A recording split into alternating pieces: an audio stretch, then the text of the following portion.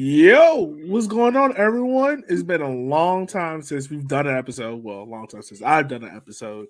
But it's great to be back. I'm like really excited because MLS happened this weekend, and USL Championship was like another week and a half. And but the granddaddy of them all, the greatest, the craziest, the most chaotic league in all of US starts up March 17th with NCFC versus Tormenta. It's going to be fun. It's going to be great. It's going to be amazing. And to help me break down on this podcast 6 teams, and then on another podcast another 6 teams, is my two chocolate friends.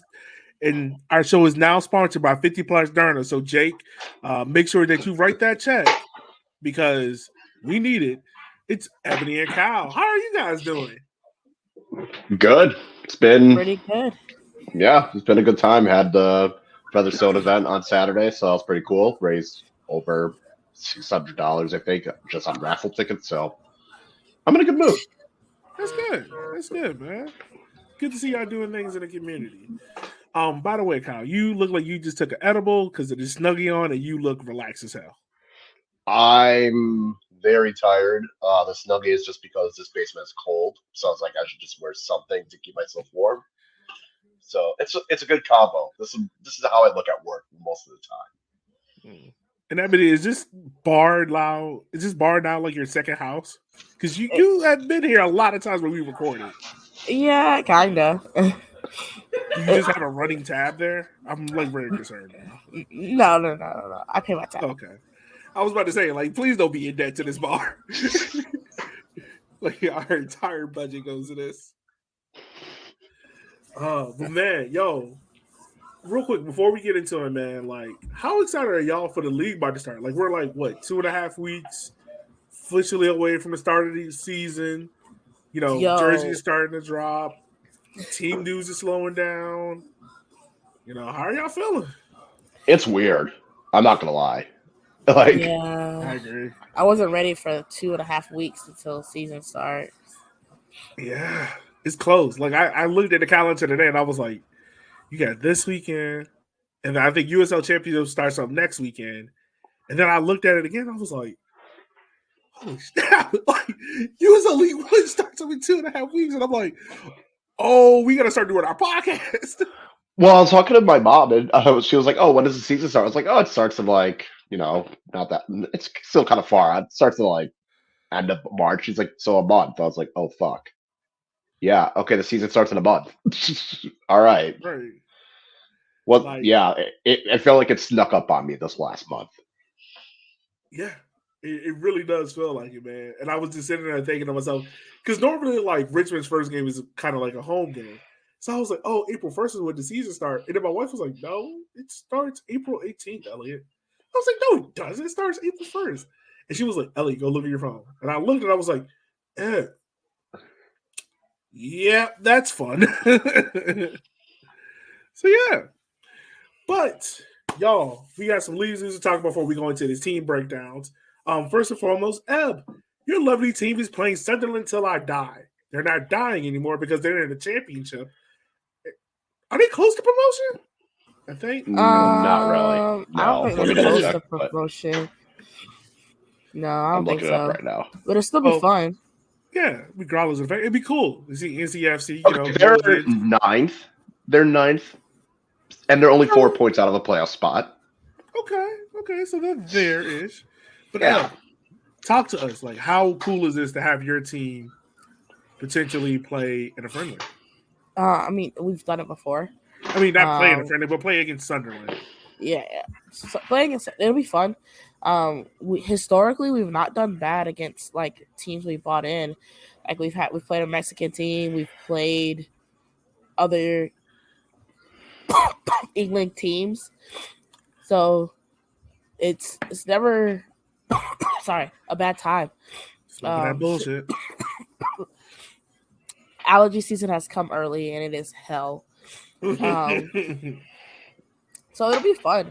I'm expecting like a 1-1 or a 2-2 just because our USL League One guys are going to play their freaking hearts out just because they're never going to do this again.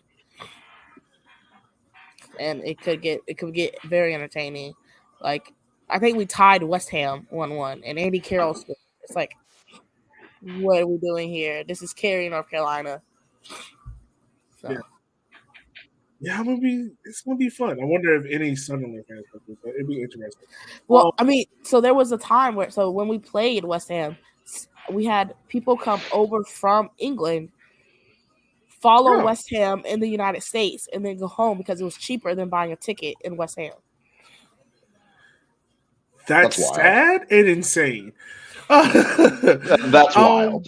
That's wild. Yeah, that's wow. Okay. Another team that has a big friendly coming up is Central Valley Fuego, the team that we have put our SOS on because, correct me if I'm wrong, we really haven't heard a lot from them. But apparently they're playing Pachuca in another friendly. I think their friendly is coming up very soon, if I'm not mistaken, right?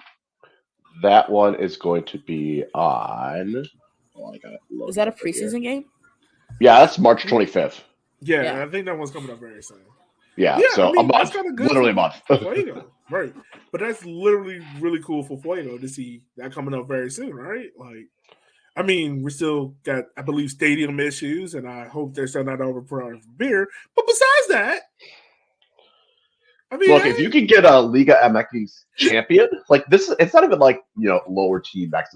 This is a team that just won a league title last year. Yeah. They won the first half of the first half title. Like, that's impressive to get a team like that to come and play in your stadium. I do wonder this, however. I wonder if Pachuca is using this to get ready for the all glorious, the exclusive, the high riveting Leagues Cup. That's in the middle of the season during a preseason for them and in the middle of the MLS season. I don't know. It's weird. Well, they also got CONCACAF Champions League as well. Ooh. Yeah, because their first CONCACAF Champions League is the 9th of March, and then they have their second leg on the 16th. That should be fun. Well, we have some other news, but we'll say that for the second part of the podcast. Remember, this podcast is in 2 parts, so make sure you listen to both parts to get a full review of the league because we even broke down some teams. So let me state this out first. We're not giving out specific predictions here. We're not going to let you know, like, oh, this team can finish here, or I expect this person to do that. We'll save that for our pod next week, where we have Brandon and Chip on. We got to have them on for tax purposes reasons because we have too many shows just for the 3 of us. The FBI looks at us kind of funny. So we'll have them on next week. But right now, we're going to go do our team breakthroughs. And also, I think Chip is in France. I wonder if he's got stopped by customs yet. Has he even landed? Has he left? He leaves tomorrow. Yeah, but Chip, like, the odds of him getting stopped by customs are very high. That'd be hilarious if he got stopped by customs with a wife and child in tow. The wife and child goes through a camp. Well, is he doing a direct flight straight to France? Because what if he has a layover? And depending where that layover is, that could get funnier. This is true. I don't know. Maybe Chip should tweet from the Walking 90 account about Chip's adventure. It'd be good to track that to see where he gets stopped at along the way. All right. My fault. Sidetrack. Getting back to it. So, like I said, team breakthroughs. We're going to start off with Eb. She's going to go through where they finished at, key departures, key signings, what's the toughest part of the season, some noticeable questions she might have, how they play, what's the ceiling or floor for this team. And then we'll open it up a little bit for questions. So, Eb, you are first on the board, ma'am. You get to go. Woo. So, first up is Union Omaha. They finished last year in 5th and got knocked out in the quarterfinals. They've picked up some really key signings and actually retained some really key people. They picked up Joe Gallardo. They kept Nuhu. Picked up Luca. The 2 biggest losses for them, honestly, was Mims and Jiba. Like, those are going to be their biggest losses. I guess we can go into their toughest part of the season. they have a very, very tough stretch all of the month of May. And you'll actually see for a lot of mine, there's a lot of those stretches where I'm like, wow, you have 8 games in 30 days. What are you going to do with life? Because these benches aren't deep. And how are you going to, which leads to one of my questions, but we'll go into that in a second. And then they have a really, really odd stretch from the 19th of August through September 16th, where they play potential like top 6 teams several times. So they got Chattanooga, Greenville, NCFC, the Kickers, and then Chattanooga again. That's a lot. And those are some very heavyweight teams. We don't know what they're going to do, especially because this leads into the question of how long are you giving your coach to really perform? Because that early May stretch of games is going to really define how this coach is going to play. Because I don't know how they're going to play. They've always been a very defensive minded team. I don't know if you can say that they are that this year. Like, there's no, don't know if it's like for sure going to be the same type of style because I don't know what this coach can do. I mean, the ceiling, we hit the highs and lows of this year. For them, the high is making the playoffs at all. And for them, the floor is, if you ask the fans, it's not making it at all to the playoffs. But if you ask me, it's 10th or below. Okay. All right, so the only question I have for you in Omaha is how much is this coach changing the system up? Like, is he changing up from the defensive system that we know about Union Omaha and trying to make them more expansive? Or is he going to be like, all right, this is what worked, and we're just going to do little tweaks here and there and just keep it pushing? Well, that also leads into, if he's going to change the formation, are you giving him that chance to change all of your formation up and move stuff around so that you can get a new system in place? Or are they just going pitchforks first 4 games? I mean, if they struggle, if they lose their first game, there will be pitchforks. That's wild. I mean, they're playing Madison, so obviously, anytime if Omaha ever loses the Madison, the pitchforks are going to come out on that side. Right. Yeah, it seems like it. I mean, But it's going to be interesting to watch. Yeah, I think they've made some pretty decent signings. They've made some good signings, since getting this new coach. But I just wonder, with that new coach coming in late, is it going to be too late for him to kind of like what you two were saying, like get whatever system that he wants in there? So that'll be the thing I'm curious about. Yeah. And I know, look, preseason is one thing, but when you play regular season games, it's totally different. It's a totally different tempo. And we know Union Omaha, they've been known for that tempo and that pace and that style. And it's going to be totally different. This isn't Jay Mims anymore. Like, it's going to be totally different to see how Union Omaha do. All right. So I have Greenville. So Greenville last year finished second in the regular season, but knocked out in the semis to their father's Tormenta, as some people will call them, Darth Vader, to Greenville. Key signings. You got Devin Boyce, who didn't do also well in USL Championship, whether that's injury or just not being acclimated to Memphis. Didn't work out too well, but he comes back to USL League One. Tevin Shaw, who was a defensive midfielder for FC Tucson, despite how bad FC Tucson was, he was one of the bright spots there. And Daniel Wu. So I want to take a moment. There's 2 players that I'm gonna really crush on. Daniel Wu was one of them, and here's the reason why. He is John Harkes does a really good job of getting center backs in and developing them and making them a core part of that system. Daniel is about to be a core part of this Greenville system. And it's scary just because he does a real good job of ball control and playing out of the back and whatnot. And don't get me wrong, Greenville has good center backs like that. But when you think Greenville center backs, you don't think, they can, they can make the long pass or, they can just the short medium range, the range of passing for. You don't think of a Greenville center back. You think hard nosed, physical, stick to their man, hard tackles. Daniel Wu was in that, and I'm really excited to see how John Harkins does with him. Key releases: Paul Christensen. He's now a pastor, so there's that. And also, Don Smart is no longer there. He has refused to retire again, going to Lexington. Toughest part of the season is actually the open part of their season. The opener of the season against Richmond at home, Phoenix to the U.S. Open Cup, which they got going the road to, Tormenta on the road, and Madison on the road. And this is a Greenville team that we all know loves being at home, but they're not at Legacy College anymore. They're at Furman now. And when I looked at that schedule, I just think there's a real tough start. Not saying they're going to struggle, but it's just a real tough opening for them those first couple of games. So I'm kind of concerned about that. My main question about Greenville, and Kyle, you can let me know whether or not you agree with me or not.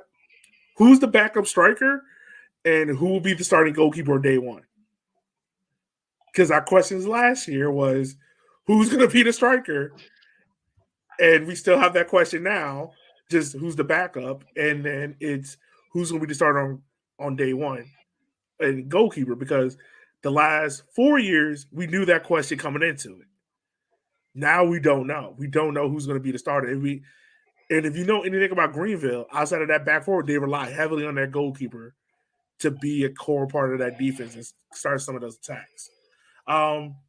Like before, like they set up on the counter, they hit on the break. The back line is very solid and pretty much, if I'm lying, I'm dying. They're one of the best units of all of soccer. Like that Greenville back four, I think if you can put them in any squad, they make them significantly better.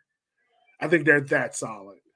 The ceiling for this team, they could be the 1 seed, but the floor is barely making the playoffs as a 6 seed. I don't see a scenario that Ev is probably going to agree with me on of them missing out of the playoffs. Like the floor is 1 and the ceiling is 6 seed that they scrapped to get in on the last day. But I don't see Greenville missing the playoffs? Yeah. So that is my review on Greenville. Any questions? I mean, they did announce re-signing, like earlier this month, they brought back one of their keepers, Ben Hale. I don't know. It sounds like he's going to be in the mix, and he's also Furman alum, so maybe it's him. I don't know. I know, but okay, so here's my thing with Greenville that I guess it is hard. Like, this is why I'm kind of high on them, because my only real question is midfield. I mean, is goalkeeper. Like, backup striker, Greenville can kind of choppy change that. They'll figure that out. But for Greenville, you look at is that back four and that goalkeeper that is the core part of that team. And I just look at that goalkeeper, obviously, that no one jumps off the board that I'm like, all right, he's the day one starter. You know, is it kind of like you said before, like it could be this guy, but then it could be this guy. Or, you know, it's just, I'm just interested to see what Greenville does there. Yeah, that's pretty much it. I just don't know. Like the backup striker is definitely going to be interesting since they did lose Nico Brown as well, so they lost another attacker. They brought back Leibovitz, which good to have someone that you know can at least start in this league, but behind him, I don't know. Yeah, so I don't know. I don't really know. But all right, Kyle, I'm moving on to you, bud. All right, so I had Chattanooga Red Wolves, everyone's favorite team. Last year, they finished 4th in regular season, got to the final, and lost to Tormenta in the playoffs. So I would say overall, not a bad year considering all of the controversy, let's say. For the incomings, they had Jackson Brady and Walter Varela from championship teams. Both of them looked pretty impressive last year in the championship. And then they got a new coach, Ziggy Kortoski. He was over at Albion San Diego. So he's coming in.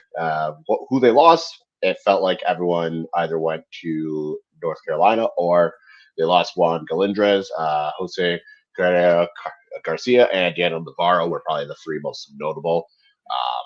Their toughest part of the season, and to reiterate what Yogi was saying earlier, the toughest part does not mean I think they'll do bad. I'm just saying, you look at that part and you go, ooh, okay, good luck. Like it's not pretty, and this stretch for Chattanooga is gonna be rough. It's in August, from the 9th through the 23rd. So they have Ford Madison on the road, on midweek. Then they play at home to Richmond. Then they go to Omaha, and they go to Greenville, and the Greenville match is midweek. That's pretty brutal. You have two midweek games, and 3 of the 4 on the road, and the one home game you have is Richmond, who's probably going to want to have some revenge in some capacity. So definitely going to be. I feel like if Chattanooga can get on that stretch doing pretty well, I think that would be promising for the rest of the season. The question I really am trying to figure out is how will the new coaching staff, assimilate a new culture, and will the team be better for it? With Jimmy Obleda suspension and investigation due to kind of that toxic work environment, just toxic training. I don't know how much of that affected the Chattanooga players leaving, but I'm sure it didn't help. So is having that new, and I mean, Jimmy Weekly did all right, but he was still, part of that same culture and same system. So now you have to reset that culture. How will the team do? How is that? Are they going to fare better? Are they going to fare worse? Like, is the departures going to be too much to make up in that regards? So I think that's going to be the big question. And I mean, Chattanooga's coach Kortowski also came in later than normal. I think he was announced kind of like November, early December. So it's kind of all right. You also have to play catch up to everyone else. So I wonder how much of that new culture will help the team. In the past, Chattanooga played. They were kind of more of a physical team. They were trying to dominate the midfield and just be relentless in attack. With Guerrero Garcia, with Galindras, with Mo Espinoza, with Rafa Menzigan. They just had high quality attacking players left, right, and center. I don't know how much of that is going to change with this new coach, but that will be something to watch. I think the ceiling, though, is Chattanooga could still finish in the top 4 and make a deep run in the playoffs again, just like they did last year. But I can also see a situation where too many other key players left. The coach, I think, just having a coach start up later. I think, like I said, that stretch in August could really make or break that season. So I could see him just missing out on the playoffs. So that's kind of what the floor is. But the ceiling, I think, if things click, they can do pretty well again. Because they still kept some talent. It's not, they did lose a lot of players, but they still kept the key contingent. All right. Any questions, Ab? What is this? Well, you kind of sort of asked the same question, but does this new lineup change how they play out of the midfield? Like you said, they're very dominant midfield, but do they go now towards more like a counter-attack type of vibe? Do they? I mean, with Jake, I don't think so. Honestly, I feel like it'll be one of those where we'll see how Albion San Diego did in the past and kind of see what their style was, and I wouldn't be surprised if he tried implementing that style as well. It's also weird because I don't know why he decided to leave Albion, considering Demba Ba is the chairperson of that team. Wait, what? Yes, Demba Ba is the chairperson of Albion San Diego. All right. I don't know. And I mean, they finished, and I think last year in NISA, they finished, they did pretty well, all things considered. I think they made the playoffs, got pretty deep in the playoffs, and also finished top 4 in the regular season. So I think they're definitely bringing someone that has that credibility, but I don't know. Yeah, kind of to answer Em's question, I don't think much is going to change. I think they'll still try and do all that, and probably the season after, if he gets that chance, when we'll really start seeing his Correct me if I'm wrong, play. but he's the first coach from NISA, which, by the way, that league has not been ran well. He's the first coach to make the jump from NISA up to USL League One, right? Yes. Okay. Yeah. All right. Well, and I think that's why having Valera help out as well, because him and Valera do have that history as playing together. So it should be interesting to see. All right. Eb, are you eating fries? Nacho chips. Nothing wrong What with you got that. on the nacho chips?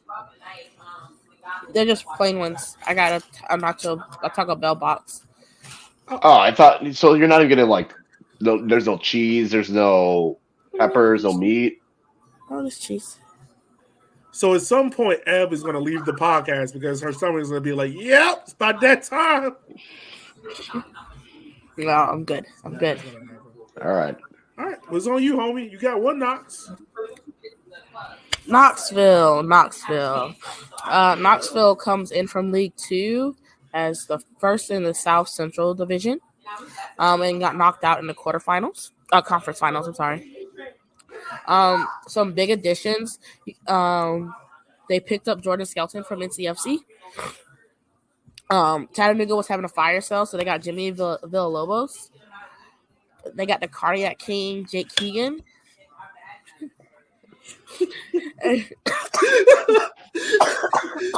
For those who don't know why we're laughing, there's a sticker that we made for Jake Keegan for Cardio Club. Because in Kyle's words, the last 3 years, this man has done nothing but just run. He was just out getting a cardio workout. Goals? Yeah, not what he's paid to do. Just get a workout in. in. This is the Forrest Gump of USL League One. And then they also picked up Gabriel Claudio. Can't really say what key departures they are because I don't really know League Two, and so I can't really say someone leaving to go somewhere else is gonna be good or not till I can see them play for a year. But we talk about tough schedules. They have a very tough September, and that's because they see Tormenta twice. Honestly, they're away at Tormenta, away at Madison. They only have one home game, and that's versus Greenville, and then they're away at Tormenta again. That's rough. Good luck, especially towards that's the end of the season, and that could be very defining for you. No, thank you. I'm good. Some questions I'm asking, like, how will they compete as an expansion team? We've seen expansions come into this league before, and they've had very wild, different results. Which way are they going to take, and where does the academy fit into the ambitions of all of this? Because you spent a lot of money, but you ain't pulled no academy kids in yet that you're quote unquote looking to expand. You know, where does it come in? They honestly, if they're not scoring like 4 goals a game, it's a problem. They have a lot of forwards. I expect like a 4-5-1, counter-attacking, all of that. Like, go get goals. Honestly, for this team, I think the way they sort of start building a roster, playoffs, maybe even hosting is the ceiling for them.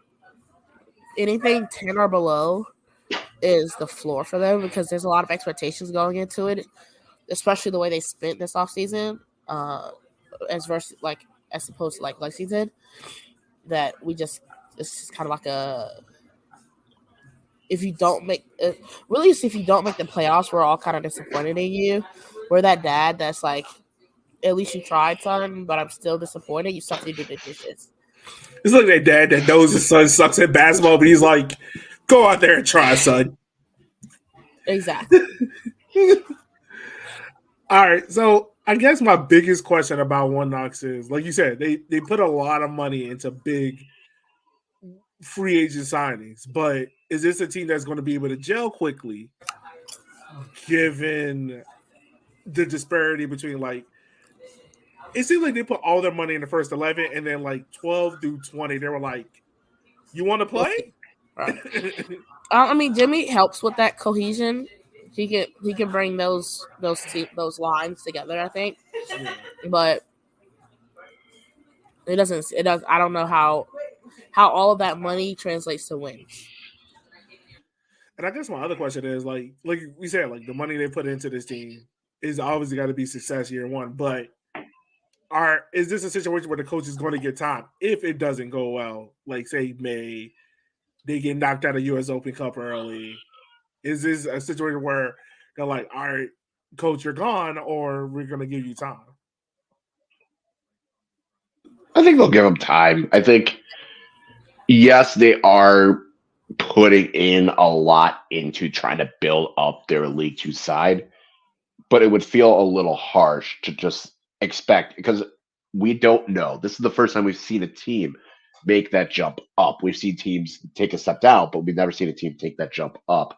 So Yeah. I feel like it'd be a little harsh just because we don't know what to expect. I mean, yeah, they brought in some bona fide players that have that experience, which will help, but you're still trying to bring along, you know, now you have a whole different training regimen. Now you have a longer season. So how do you? It's just that adjustment because when you're doing League Two, you're not going from March to October. You're pretty much just doing like a couple months of the summer. That's it. And you're Right. relying on kids that are like you're relying on college students that want to come in and make that impression as well. So I think it would be harsh to kind of not give him time because taking that step up is going to be a lot harder than I think people realize. Yeah, I mean, it's going to be an interesting point to keep an eye on. I mean, One Ox is definitely going to be one of the teams that I think a lot of newbies to League One, or guys, people that are just casual watch League One. I feel like One Ox is going to be that team they just throw on and be like, all right, let me see how they're doing, just because how intriguing they are. So for me, I have my beloved Richmond Kickers. As you know, last year we finished first in the regular season, and that's all that happened, and that's all we need to mention and talk about. Nothing else happened in the playoffs. No Chattanooga did not score a 95th minute banger against us and knock us out for the second time, knocking us out of the playoffs. None of that happened. Right. Sure. Yep. Anyway. Yeah. Key additions, we added Michael Hornsby from Central Valley Fuego. Jao Gamario, he's a player that I'm okay. So I lied. There's 3 players I'm crushing on. Jao Gamario's number 2. Okay, listen to me. Listen to me.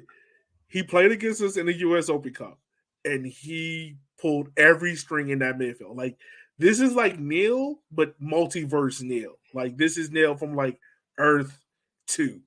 Like it's very odd and similar how much these two very much play alike each other, and I'm very interested to see how Darren does with it. But that does not mean I have questions. Colton Belmer, who was sporting, I mean not sporting, Colorado Springs last year. He joins us. He played at VCU, so it's kind of like a homegrown kid coming back. Very pacey winger. I do have a couple of questions just because the goal scoring rate ain't that high, but I trust Darren. Big departures. Jonathan Bolaños goes to Huntsville, Alabama to play for Nashville's 2 team. Jalen Christer goes to One Knox. Stephen Payne goes to the Evil Empire. Ethan Bryant goes to Sporting KC2. And Stuart Ritchie goes to Columbus Crew to join our beloved Marco Nicoletto. So those are the departures. So you can see for guys that left, there's good guys coming in. Now we get to the part where the schedule gets really tough. So for me, looking through the schedule, I think the toughest part is between September 9th through the 30th. But I think this is the make or break part for Richmond, where we can either kind of repeat as a 1-2 seed, or we could be struggling to get into the playoffs. Because we have Union Omaha at home, we have Madison at home, which is the last Herney Derby, Greenville on the road, and Tormenta on the road. All tough games. All teams that we have beaten, but yet we have also struggled with in certain parts. So it's going to be interesting to see how we deal with September. So my biggest question about this team is the midfield. If you look at the midfielders that are attached to this team, they're all quality. They're good players, but it's thin. So I like if one injury can throw everything off. Like if Neil goes out for a extended period of time, who's going to step up and do his role? If Zaka goes out for a extended period of time, who can step up and do his role? You don't have the 3 starter center backs that we had last year, so it's not like you could just, start Jalen and Nathan and then throw Takeda as a CDM. You don't have that option. So how is Darren going to manage to deal with all that? Usually we see this team play a 4-3-3, but that might change because, once again, midfield depth, in my opinion, in years past, it might translate to a 4-4-2 holding or a 4-2-3-1. It just all depends on what Darren is visioning and then looking like for the team. Because, like I said, you lost Ethan Bryant, who was a core part of that midfield with Neil. So I'm interested. So for me, but the ceiling for this team, they can finish as one of the top 3 seeds. They're strong. I think they're one of outside of Greenville, I think they brought back the most number of starters again for the second year in a row, and they're a very strong team. Like 1 through 12 is strong. My question is just the depth. When 4 of your new signings are under the age of 19, it's kind of hard. You're relying a lot on guys not getting injured and being healthy. The floor for this team, and it kills me to say this as a Kicker fan, but barely missing out in the playoffs. And that's on the end of like injuries and guys is getting injured at the wrong moment. My biggest question is just depth, and I won't be able to see that depth until I'm in person. So I open the floor for any questions. I know you're mentioning the depth in midfield, but do you think the attack, obviously with the loss of Bolaños, like how much do you think that's going to affect Richmond? I don't see us scoring the highest number of goals in the league, but I think it will be. I think you have good parts. I think you have good parts in Gordon coming back. Suko. Yeah, Suko. Yeah, Suko's a part of me. I think he will be in the midfield just because I know he did a little bit for Madison, so that might be the cover part there.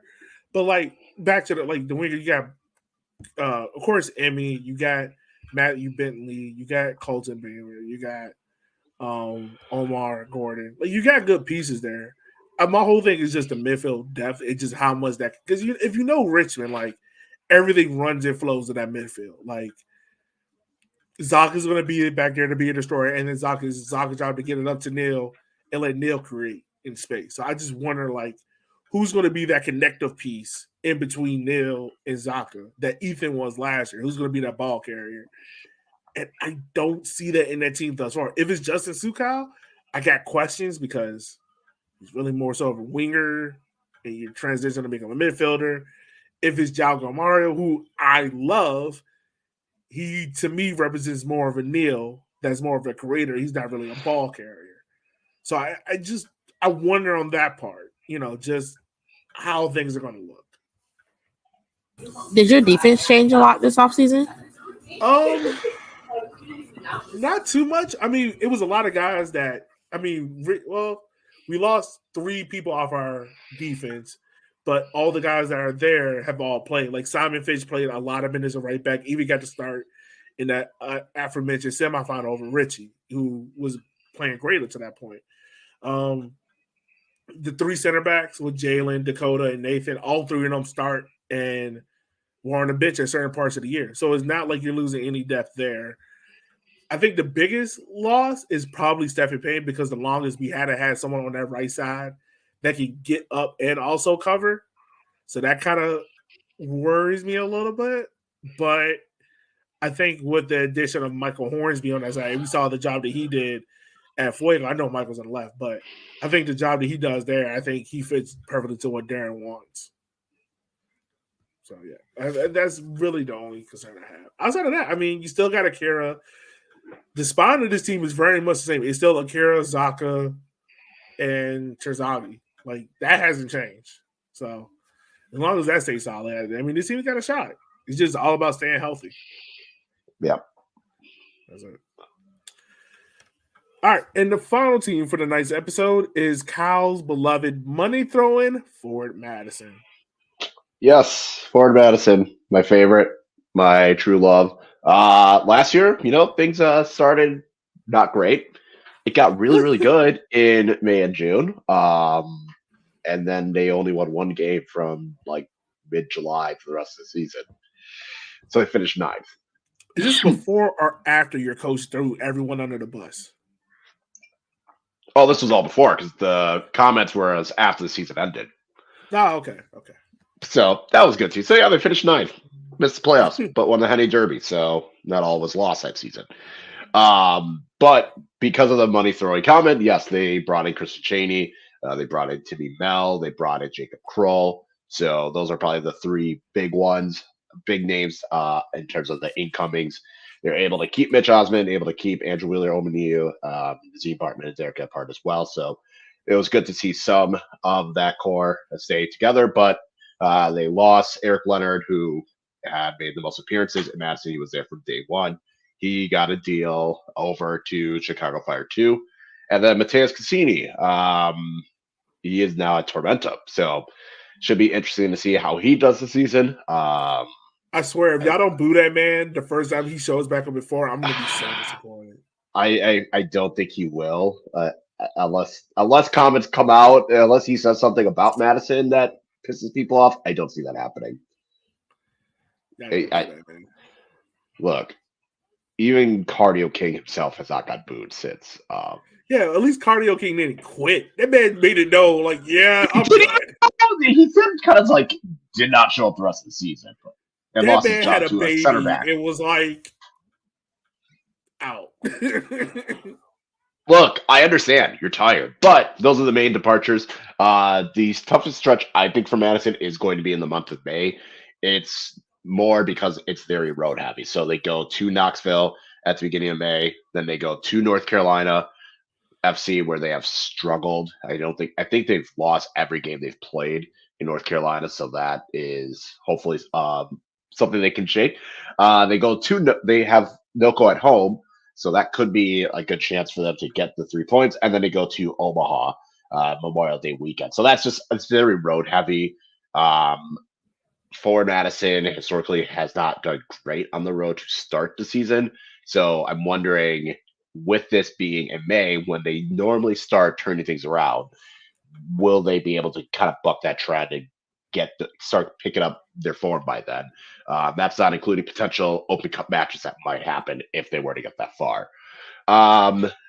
For my bigger question is they just have a smaller roster size in general. I think right now, with the announcement of Benitez, a midfielder on loan from Real Salt Lake, I think they only have like 16 or 17 players. So that's a little bit concerning, especially in the midfield where I think they only have like 3 true midfielders on that team. So might get a little dicey. I feel like the attack is fine. I feel like defense is definitely a little bit thinner, but there's a little bit more flexibility if they decide to go in the back 3 or not. But the midfield is definitely the area where it's a little bit more tenuous, and they only have 1 keeper, and I don't even think he's in America yet. So that's fine. How they play, they definitely go with the more possession based, kind of more of a high pressing style. I'm sure, despite how much I hate it with passion, they will go with the 3-4-3.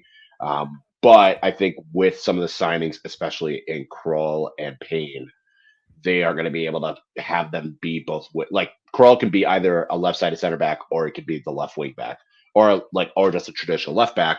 And with Payne, he can go anywhere on that right-hand side. So I think it does give him that option to go with like a 4-3-3, 4-2-3 wide, 2 strikers, whatever. But I think it'll still be like the 3-4-3 that we saw a lot of last year is going to be the base. But a lot more possession style and a lot more pressing, I think it's going to be the aim. And the ceiling, a home playoff game. I truly think, finishing 3rd or 4th would not be out of the realm of possibility. I think that is a good ceiling for them. We even saw last year at one point, like this team looked like a team that could host a playoff game with how they're playing in May and June, and then it all fell apart. So I think that's still a high possibility. And then the floor is this is the playoffs again, and probably it's just not gonna be pretty if that happens. But it is. I mean, I don't think they're gonna be wooden spoon area, kind of how they were last year. But I do think missing the playoffs is definitely a floor. I can see another 8th, 9th place finish. So I have 2 questions, and that'll be quick. 1, where is the panic meter at if things don't go right? And how quickly will you push him out the door if things don't go right? I feel like I will not be hitting panic meter because Ford Madison's just always struggled starting the season. Like it's just been, even from year 1, starting the season well has just not been their thing, and that could be for a variety of reasons. They start in Omaha and Lexington and host Greenville, so that's already kind of 3 potentially tough matches. That's why I'm saying like after May is when it'll really start getting interesting because in terms of particular talent, like Knoxville will be interesting, but I think I would still have Ford Madison ahead of Knoxville. North Carolina is going to be tough because they have definitely improved. And again, Fort Mass is a struggle. So I think I could see more of a halfway. Now, if things are still not looking good by like June, July, then I'll probably start hitting a panic meter button. But for now, I'm just going with the knowledge of Ford Madison always normally struggles at the start of the season to really get going. And I think there's no reason for me to hit a panic button because we've also seen how many teams last year start really well and tail off, and vice versa. Teams like Central, like Fuego was hovering around the top of the league last year, and then they just fell apart. And I was gonna say like even like in North Carolina, they started well, they fell off at the end. Tucson started terrible, and then decided in September to turn around. So there's going to be months where it's just not going to look good. So hopefully Ford Madison can buck that trend, but I don't think there's any reason to hit a panic button until June or July. Things aren't going well. All right. Well, that wraps up part 1 of our podcast. So what we're going to do is wrap up this part, take a little break, and then tomorrow you will hear part 2, where we go through the other 6 wonderful teams in the league. So, as always, guys, we love hearing from y'all. Make sure you take the time today to listen to Walkin 90. I forgot to do the outro because it was so long I've done this. Make sure you listen to Walkin 90 on YouTube. Like, share, and subscribe. Make sure that you share with a friend. The season is starting, and we will holler at you guys next time. So with that being said, for Ebony, for Kyle, and myself, we will holler at you guys tomorrow.